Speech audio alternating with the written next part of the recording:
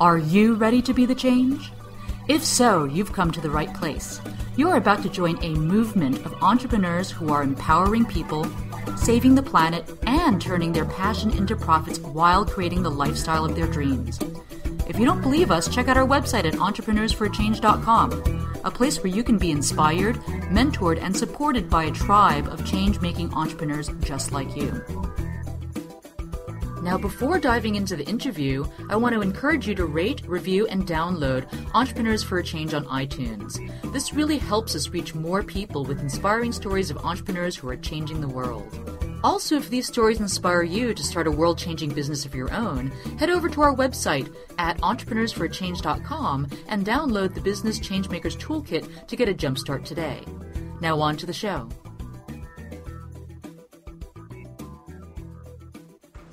Okay, Changemakers, today I'm here with Henrik Zillmer, who I've had the pleasure of co-working with in Bali for 1 month as a part of Project Getaway. Now, Henrik, who is a former first lieutenant of the Danish army, is a true believer of location independence. And it's not surprising from his school days in Hong Kong and New York to his entrepreneurial ventures launching webshops in Europe, Australia, and Asia, to his latest venture, launching Airhelp from Bali, Indonesia. So I consider Henrik to be a true world citizen. So he's going to share with us what his entrepreneurial journey has been from the beaches of Southeast Asia to the offices of Y-Combinator. And also he's going to share with us his keys to getting into the highly competitive Y-Combinator for our master class, which you can download from our show notes for free on entrepreneursforachange.com/53. So, Henrik, I'm so glad to be here with you today and to have witnessed the birth of your startup, Airhelp. Can you tell us more about it? Yes, of course, Lorna, and thanks for that fine introduction. So Airhelp, it's been a 2-year ride now. Well, I guess I've been building up to this for many years since I've always wanted to launch my own thing. But Airhelp kind of took birth on Bali at Project Getaway. So an event where entrepreneurs, people with their own businesses, they gather every year for 1 month and they share ideas or work on their own startup or maybe create a new startup together. And I did this after been working in startups for most of my life, but now I wanted to start my own thing from scratch. And that was actually, the idea came about in Bali at Project Getaway, sitting by the pool and thinking about all the times that I've been flying, either in connection to my work or for leisure, and all the times I've been delayed, all the times my flight had been cancelled, and not knowing that I was actually entitled to a lot of money in compensation from the airlines. And finding more, I did some research, I found out that there's a lot more people, actually 26 million other people who had experienced the same thing every year, and they were not getting any compensation. So Airhelp kind of started from the world of traveling, starting to help people get money from airlines when they screw up your flight. So that's where the whole thing started. Okay, so I had no idea that I'm entitled to money for all the flights that, have been delayed. I've been sitting around for hours in the airport. What's going on with that? Can you help us explain how we can get that money? For the inconvenience, because time is money, right? Yeah, so the reason, and I didn't know either, no one knows, and the reason for that is that the law is very complex. There's different levels of laws. There's like international air passenger rights, then there's regional air passenger rights that the US Department of Transportation set forth for the US, and EU Commission of Transportation has in the EU, and then there's national air passenger rights in each country. So there's these different levels that apply, and if you're flying from one country to another, then which law applies? So it's very difficult for air passengers to understand if they're entitled to anything. So basically what we did was we said, okay, all these laws, we're going to put it into code, we're going to make it, put it into an app for Android and iPhone, we're going to do a website, and here people can then type in their flight number and the date they're flying, and then we basically look up their flight, look at the status of the flight, match it against the law, the relevant law, and then we provide an instant answer if you're entitled to money. And that can be up to $800 per passenger. So it's actually a lot of money if your flight's delayed. And this triggers basically on average after 3 hours delay, or if your flight's been canceled. So it's a lot of money, and less than 1% today actually get that money. The rest don't know about it. And even if they knew about it, they're not going to bother filling out all the paperwork and calling the airlines and waiting online. And, they just simply don't want to do it. So Airhelp takes that hassle away and offers to go and get that money on your behalf. Oh, so that's interesting, because when I think about, getting $800 back, that's worth it to me unless the hassle factor is so frustrating and leaves me angry. I don't want to go through it. So not only do you identify whether that person is eligible for money back from the airline, does Airhelp tell them how much they stand to gain, and does your company also get the money for them? Yes, exactly. So we tell you immediately how much money you're entitled to. And then we say, you can go and get it yourself if you want, or we can also do that for you. And if we get the compensation, then we keep 25% of the compensation and we transfer 75% to you. So that's kind of our revenue model, that if we're taking all the hassle and we get the money for you, then we keep 25%. But if we don't get any money for you, because that also happens sometimes if there are extraordinary circumstances where the airline cannot be obligated to pay compensation. Well, in those cases, then we don't get any money, but you haven't paid anything for the service. So you basically have no cost of using Airhelp. Oh my God, that's such a great idea. It's so done. I'd be like, Henrik, do it for me, please. Wow. So this is so interesting. So just kind of like looking under the hood of your business and your app. So basically what you're talking about is you have two relational databases that your app is built on, one that has the countries and the laws and one that has the flight. Help me just demystify how one would go about creating a solution like this. I find it so fascinating. Yes, you're actually very correct on that. But there's also a lot of calling APIs along the way. So first of all, you were right, we take the law. So we apply the law, which is basically just a template on top of a database and saying, would these flights be eligible according to where they're going, how long, what distance is, and where is the carrier from. And then when we have figured out if these flights or routes are underneath this law, then we look up the flight status. And that's another database where we have all the eligible flights in the last 3 years, because you can actually claim compensation 3 years back. So that's why we have all the data going back 3 years from all flights in the world. So basically, if you've been flying from San Francisco to Bangkok 3 years ago, I can tell you if that flight was delayed with 10 minutes. So that's flight status information. So that we can see, okay, is the flight actually delayed or was it canceled?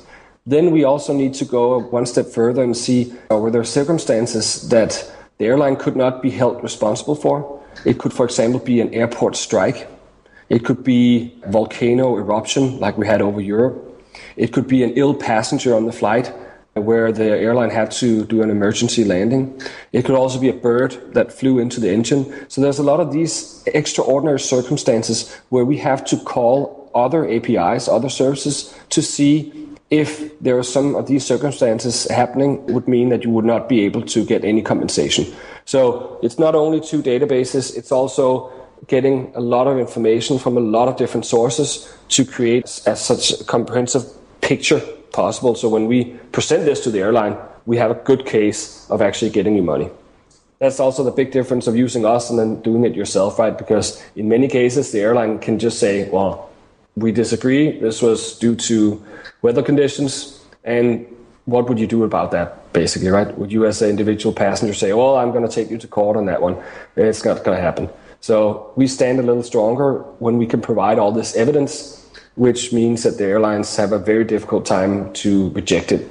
So that's also a big plus. This is truly brilliant, because I can tell you I'm so never going to do that. I'm so never going through the hassle, because it just seems like such a headache that I could imagine most people just won't want to go through the hassle, even if it's $800. So, with the information, the data that you have, that you've been able to pull, where does this information come from? So I can imagine that you guys didn't go out and hire a legion of mechanical Turks to comb the sources of the interwebs, or did you?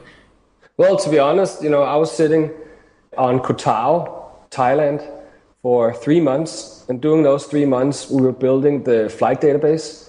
And I was scouting freelancer for very good web scrapers who were basically scraping a lot of airport websites also different sources of flight data, and combining all of this into the database. Because at that time, we couldn't afford the top quality flight status providers, the data. We had to go out and get it by other means. So, this was a bootstrapping days. It still is. but back then, I was spending weeks sitting by the pool, but spending most of my time on Freelancer, finding web scrapers and giving them small tasks to see if they were good or not. So that's actually how we built the flight database to begin with. But now that you've raised startup capital, which I am looking very forward to hearing about in your masterclass, I would like to, are you guys basically now purchasing this premium data, or are you still web scraping? Yeah, so it's a combination of many different things now. You will never reach 100% of all flight status. I think there will always be small airlines that won't share that information with anyone. So unless they give it to you directly, then you have to go out and get it directly from airports or from other sources locally. So we're doing scraping, we're purchasing data, we're getting data from collaborators, partners. So it's a big mix. And this has taken a long time, basically the last 1.5 years to reach the level where we are right now. And there's still a lot of work ahead of us to reach full coverage. So it's there are many different sources. Okay, so then now, what about the human resources part of it? So you've got this big data component of your startup, and now you've got the people that are going after the airline companies, right? So how do you build up a team and handle the service part of this? Yes, so that's also been going very fast. So we started this, again, 1.5-2 years ago, and today we're 42 people. So it's been increasing very drastically. The funny thing is that we thought this was going to be kind of automatic, and then we were not going to hire that many supporters. But we realized that the air passengers are not really getting any help from the airlines, and they're not getting any help from the travel agents where they bought the flight ticket. And the insurance companies are not aware of the air passenger rights, believe it or not. So basically, Airhelp quickly became like an advocate or an flight expert to ask if you were entitled to compensation. Also, if you lost your baggage or if you bought a ticket and you wanted to change your name on that ticket. And we just became kind of the support center for everything that can go wrong with going flying. So now we're actually 10 supporters who is answering chat, email, phone calls from stranded air passengers around the world in all airports, basically. And that would today just for the good of flight traveling, but of course some of these requests also turns into claims. So we actually have a big support department, and then we also have a big IT department. And then in our quest for expanding our service to as many and offering it to as many air passengers as possible, we're now in 14 countries with a person in each country. So there's country managers everywhere also. And all of this is managed, or the HR is managed virtually. You can imagine if you're in 14 countries and spread out in 3 continents, actually, then Skype and Slack and a lot of other tools are basically our lifeline to all of us. So that's how we manage the HR today. People are very spread out, but very close online. It sounds like these people are based in different countries, correct? Or are you relying on, let's say, a call center in the Philippines or India for a large part of it? Yeah, so call center is in Poland. Okay. I worked in Southeast Asia for many years, and I was I was looking at Philippines, I was looking at India, I was looking at different places in Southeast Asia. But end of the day, I actually found out that price level wise, Eastern Europe can actually compete with the price level you can get in many call centers providers in Asia. And I also believe that Eastern Europeans have a little different mindset than Southeast Asia. Not to criticize anyone, but I think their level of education is higher. And I think their way of thinking is also more aligned of how we think maybe in the US or in Europe. So it kind of made sense for us to place the call center in Europe because end of the day, this is the law. So someone has to apply the law on each situation and understand how that works. So the call centers in Poland, a lot of developers also in Poland, but there's also some in Bulgaria. Then we have data entry in Bangladesh. So there's also people there sitting doing some of the more tedious manual work that's not been automated yet. So we have people in those places. We have some product designers in Singapore. We have country managers in all European countries. And then we have a sales office in San Francisco. And now opening an office too in New York. So it's really spread out all over the world. I think last time I checked, we were 8-9 different nationalities. And we offer the support in 8 different languages today as well. So truly a born global, international company. Yeah, that's amazing. You're definitely, worldwide for such a small startup, in fact. You're not one of those global 500 corporations with offices in all the different countries, but yet you have such a wide reach. So I'm kind of curious then, because it seems like it's such a great reflection too of your international background. Do you find that beyond your experience of being delayed in airports, as you were growing up and studying overseas, was there any other aspect of studying or working abroad that influenced how you launched and grew the startup? Like influences along the way or influences in general from some of the countries I've been in? Yeah, just, influences along the way. Obviously as a founder, you create the culture of your company. So I can see how your experience being delayed in airports resulted in you coming up with a solution to the problem that not only helped you, but helps millions of travelers worldwide. But is there any other aspect of your background that has really influenced how you've grown your startup? Yes, indeed. So to begin with, my brother is a pilot, my sister's husband is a pilot, my cousin is a pilot, and my uncle is a lawyer. So you can say from family dinners on Sunday, we were kind of talking aviation, transportation, and law. Oh my God. So that combined kind of pointed towards that direction, right? But since then, I've been doing a lot of other stuff. So I never really knew that Airhelp was going to become Airhelp, or I was going to start something like Airhelp. But I've been doing many different things, also figuring out what was interesting to me. As you also said in your introduction, started in the Army, of all places, where just to try out borders, try yourself, see where your limit goes. And this was exciting 3 years where you also learn how to get people to help you reach a common goal, even when you maybe haven't slept or haven't been eating or when times are tough, which is directly linked to what it is also to be in a startup in the very early days, where there might not be any money, there might not be a lot of free time because you really have to, move the product, get something done to begin with, because or else there's not going to be any salary around the corner.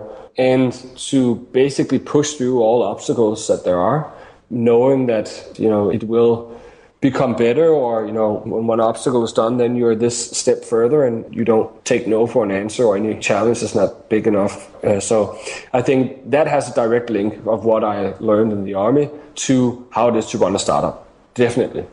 Yeah, it's so interesting because I kind of have this thing for guys who are once in the military.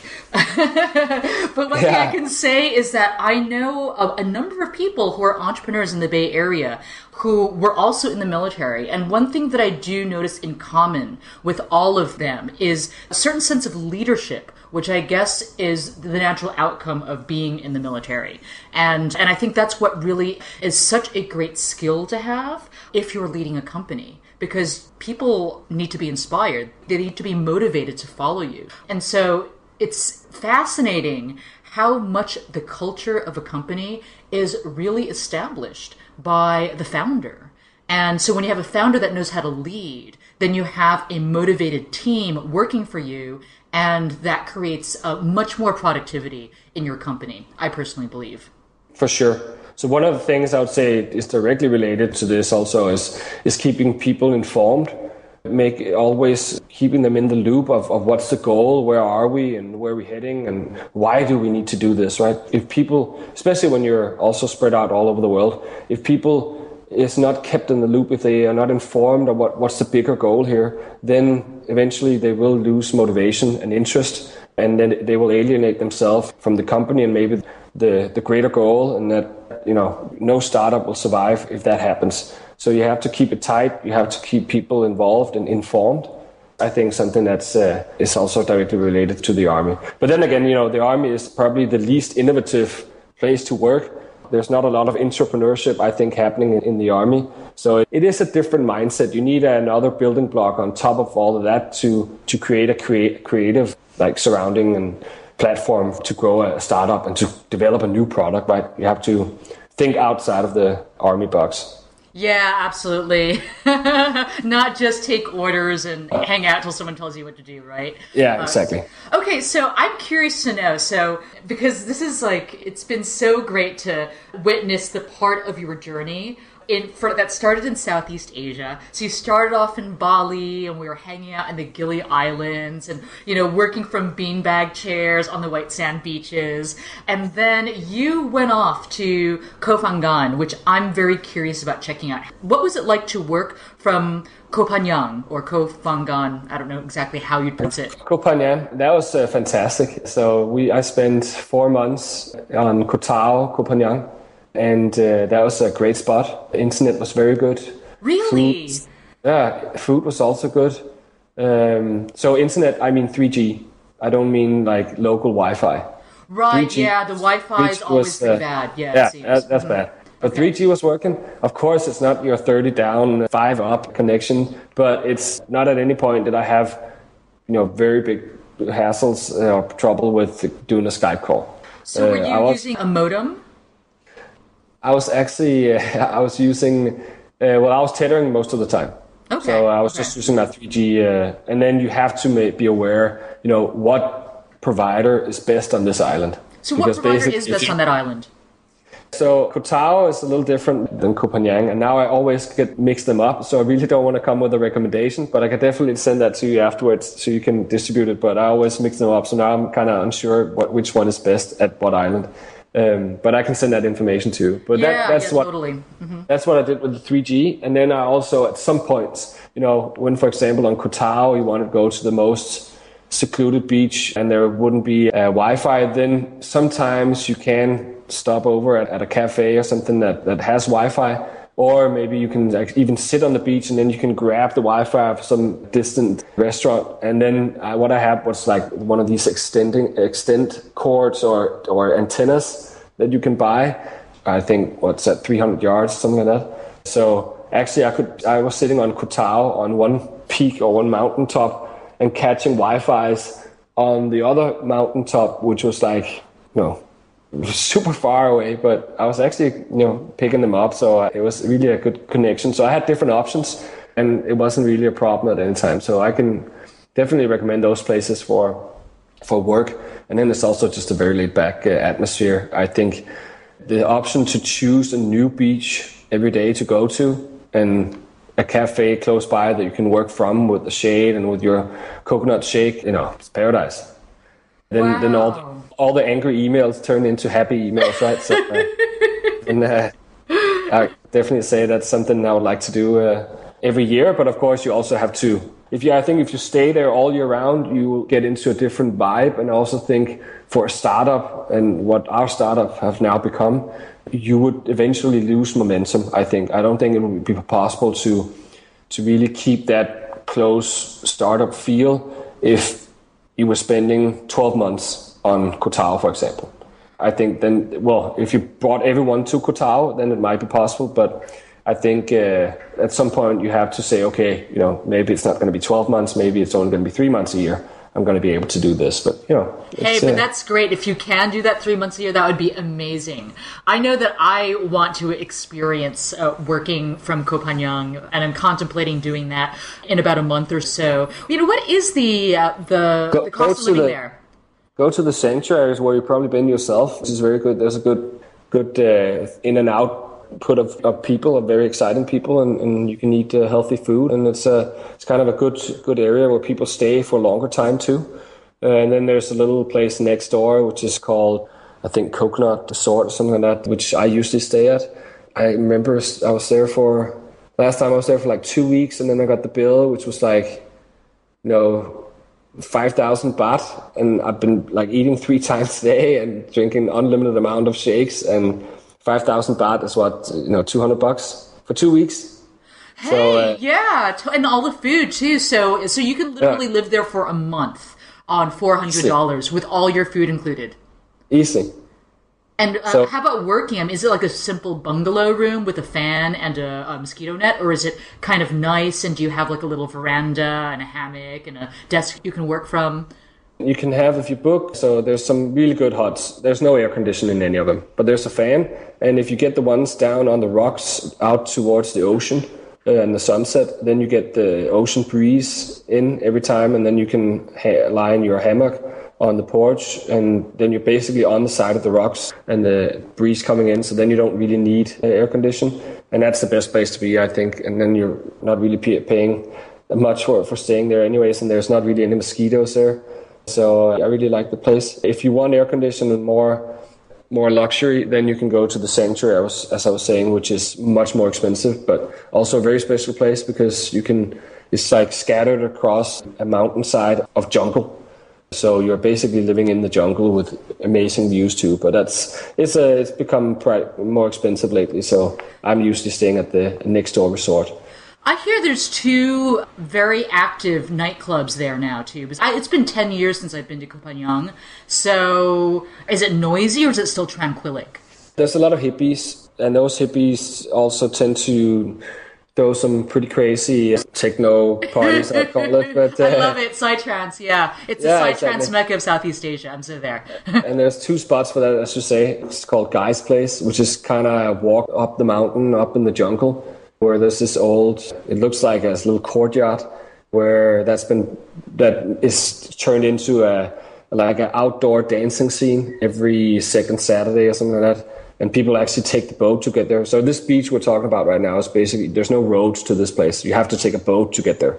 Still, that's so great, yeah. Yes, people take a boat to get there. And also because there's no roads, there's no cops, and, then the good and bad things from that, that also means that you can pretty much get whatever you want. But that's a Guy's Place, and there's another place called Garden of Eden, which is in between Sanctuary and also the place I usually stay at, which is also fantastic. Such a bunch of interesting, different people from all over the world meeting together for a party that usually 9-10 in the morning, where everyone's dancing at sunrise. So really a special place.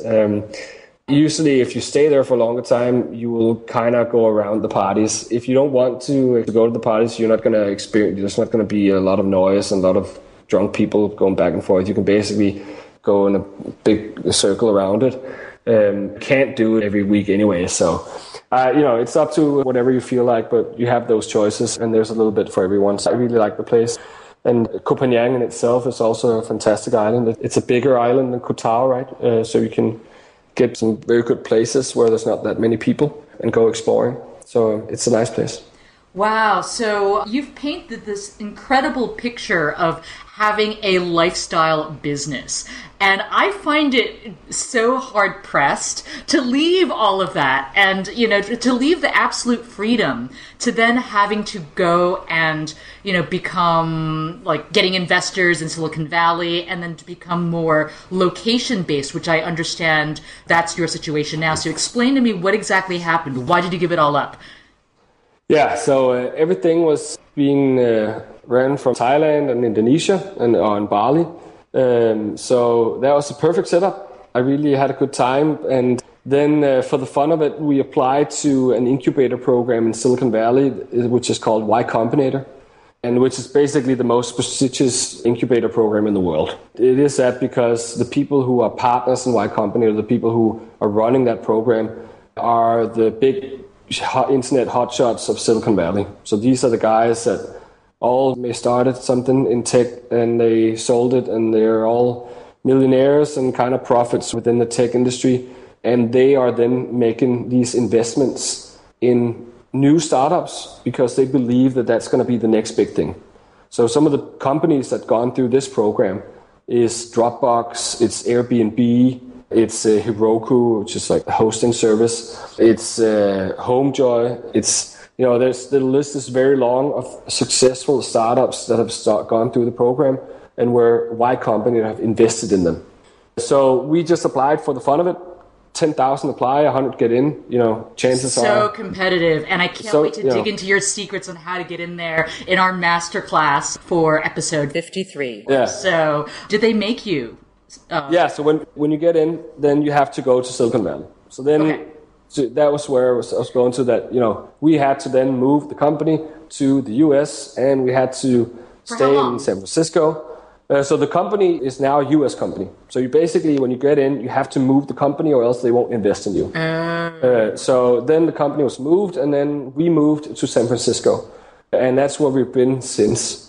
So the program in itself is only 3 months, but then after that, there's a lot of meetings, a lot of investors who would like to talk to you. And then you're basically positioned on this path to greatness, right? Where there's a lot of work, a lot of interesting people who want to help you or want to maybe invest in you. And you get into that whole ecosystem, which is fantastic, simply fantastic, and completely, it changes. It's the world of difference for a little startup. So we could not, of course, say no to that. But when you say yes to that, you also make sacrifices. And the sacrifice for that is that you give up your location independence to some extent, because you now are taking in money from Y-Combinator and from a lot of other investors to grow your company and build the success, and in our case, help as many air passengers as possible, which was the goal. But then you also have to compromise and build an office, get people in the office, be available for those people who have interest or stakeholders in your company. And then it's a different setup. It's a different future now, but much more exciting, I would say, but maybe also a little less speech time. Wow. So are you based in San Francisco now, or are you in Denmark? I'm a little confused. I can't keep track of you. Right now, and I travel a lot too, so that's good. But most of it is business now. But I'm in Denmark right now because of summer holidays. But base is in the US. Okay. So you do go back to San Francisco now? Yeah. Okay, wow. Okay, great. So I just want to say that we're coming to the end of our segment, and I can't wait to ask you more about how you are able to, how to get into Y-Combinator, which is so competitive, and how you guys were able to raise venture capital. But I want to leave you with the last couple of questions that I love to end our interview with. Okay, so let's see. In your entrepreneurial journey, are there any general do's and don'ts that you've learned? I think first of all, you have to be very careful on choosing your right co-founders or partners to help you. You can't do it alone. And you have to be sure that the people you choose are very good at their particular area of responsibility. So you have to do this, people call it gap analysis. It basically is just deciding who's doing what. And when you've decided who's doing what, then you need to be sure that they are good at what they are supposed to do. Because I see a lot of people that's like just choosing people because they're good friends or they can work together. But if it's 3 salespeople, then the company is not going to be a success, and then it doesn't matter anyway. So you have to be very strict on choosing the right people for their particular area of responsibility. I think that's very important to start out with. Another do's and don'ts also for the investors. Now we've been raising funding. Be also as picky with your investors as they are choosing you and doing the due diligence on you. Then you have to do your due diligence on them and see if you want to enter into a marriage with that investor. We've unfortunately burned our fingers with one investor who turned out to be completely different than one we expected. And this is difficult to get out of because it is kind of a marriage. They are owning a part of your company. So be very careful on choosing the right people who are investing in you, because it can lead to a lot of pain if you're not happy with that marriage. And it's really dangerous. So that's an advice also, or a don't, I would say, or maybe a do, to do the due diligence on your investors. Then I also think for do's and don't, make sure that you create a startup spirit in your company. As you're hiring people, you need to make sure that the people are willing to make the sacrifice to come out on the boat, on the flight with you on this journey. That they have the mindset is there, that it's not a 9-to-5 job. It's something that might be 100 hours one week, and then maybe it'd be 30 hours the next week. But it's definitely not your 4-hour work week. Maybe it's going to be a 4-hour work week in 5 years' time. Hopefully it will. But to begin with, it's not going to be a 4-hour work week. So then you have to have the right people who's dedicated and smart, and who also can do it within a bootstrapping surrounding. So you don't have money, so you have your hands and you have your brain, and with that you can achieve great things, if you're aggressive and you have the desire and will to do it, those are the people you want, because there's not going to be anyone to hold their hand and guide you through everything, because you're in undefined territory. Everyone have to go explore their own and figure out what's the best solution.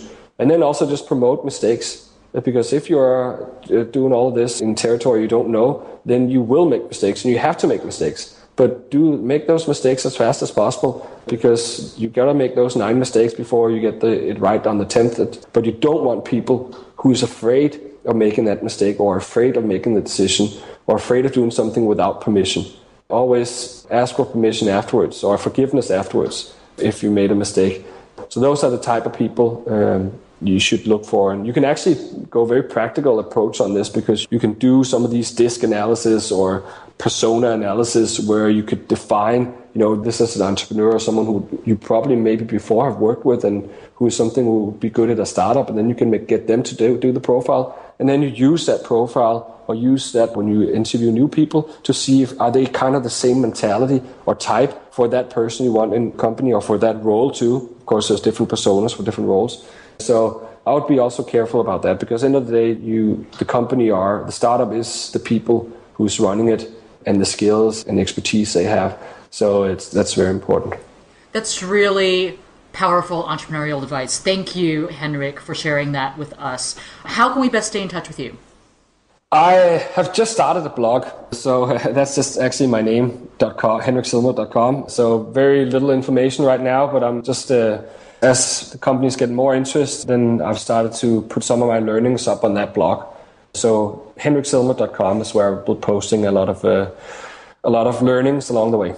Can you spell it for us, please? Yeah, so it's HENRIK, Z as in zebra, ILLMER.com. So it's basically my name.com. Okay, great. Thank you so much. And you have a beautiful day in Denmark. Thanks, Lorna. Thanks, folks, for listening to the Entrepreneurs for a Change podcast. If you enjoyed this episode, please help us reach more people with inspiring stories like this one by giving us a 5-star rating in iTunes.